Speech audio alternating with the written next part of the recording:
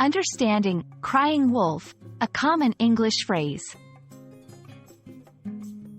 Hello, everyone. Today, we're diving into a fascinating English phrase, crying wolf. This expression has a story behind it and a meaningful lesson in communication. So, whether you're learning English or just love exploring phrases, this video is for you. Let's unravel the mystery of crying wolf.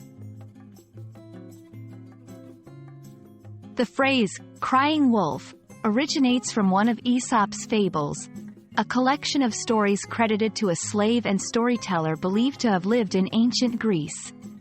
The specific fable we're talking about is The Boy Who Cried Wolf. In this story, a young shepherd boy repeatedly tricks nearby villagers into thinking a wolf is attacking his flock.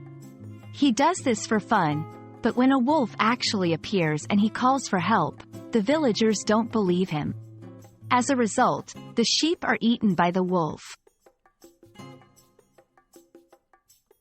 So, what does crying wolf mean? When someone is accused of crying wolf, it means they have lost credibility because they've lied or exaggerated so often that people don't believe them when they're actually telling the truth.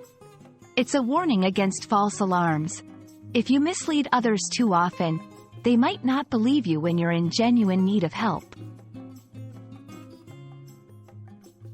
How do we use this phrase in everyday English?